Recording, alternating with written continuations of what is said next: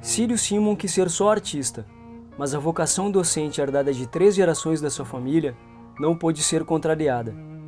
Mesmo sem investir numa carreira própria nas artes, o pesquisador aplicado e estudioso nunca deixou de lado a criação estética. Nos murais, mosaicos, pinturas e desenhos que Círio presenteava a amigos e familiares, a expressividade de sua obra se revela.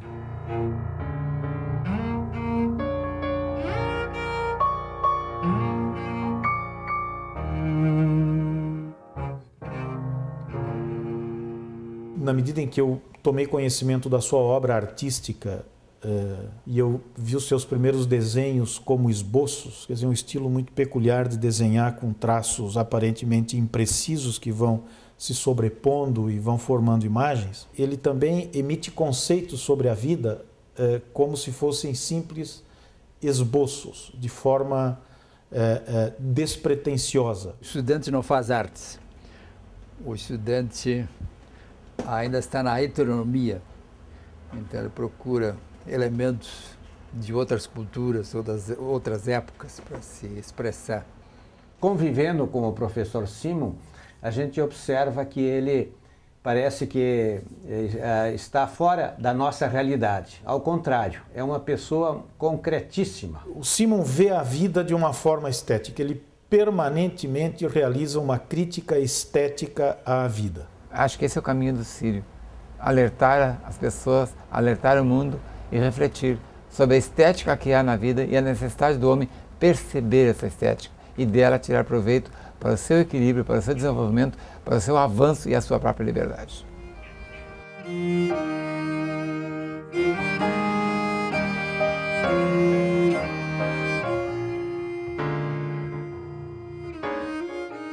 A ligação com a natureza vem da infância na zona rural, marcante por ser onde o pai, seu exemplo de vida, lecionou por muitos anos. Saiu de Passo Fundo ainda bem jovem, para cursar artes plásticas no antigo Instituto de Belas Artes do Rio Grande do Sul.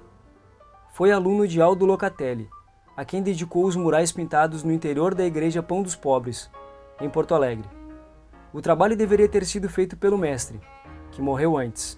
Eu entrei aqui, comprei uma Coca-Cola ali, e eu cheguei com o Locatelli pintando isso aqui, e o Locatelli me chegou assim comigo: escuta, sua juventude de Coca-Cola, vem cá me ajudar.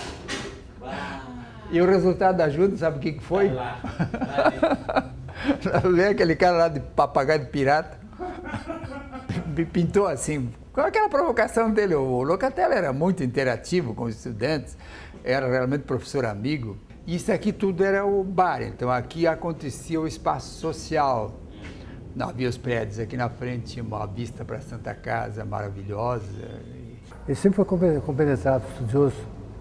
E na aula também um trabalhador, assim, bem competente. Ele rodou um ano, do primeiro para o segundo ano, rodou de propósito para ficar na nossa turma, para ficar junto com a gente.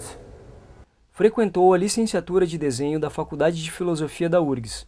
Formou-se em 1964 e daí até 1985 atuou em salas de aula da periferia. O trabalho lhe rendeu, além do sustento, uma legião de amigos entre professores e estudantes de diversos colégios de Porto Alegre.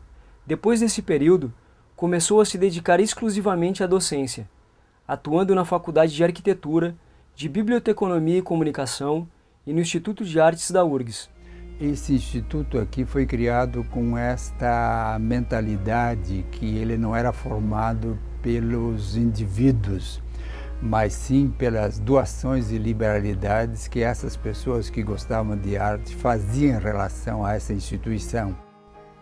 Com o doutorado em História da Arte pela PUC, em 2002, Círio Simon não esperava nada além do que dedicar seu trabalho às atividades de sala de aula e pesquisa, mas foi surpreendido pela vontade da comunidade acadêmica para assumir a tarefa de dirigir o Instituto até 2006, quando lhe bateu à porta a aposentadoria compulsória. Eu me sinto uma espécie de um representante de toda essa trajetória, de quase esse meio século de contato com pessoas, com estudantes, com professores, com técnicos, com o mundo externo, com a parte política, com as políticas públicas, as políticas particulares também que estão entrando.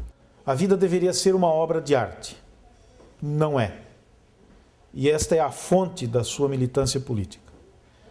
E ao realizar essa crítica estética, o Simon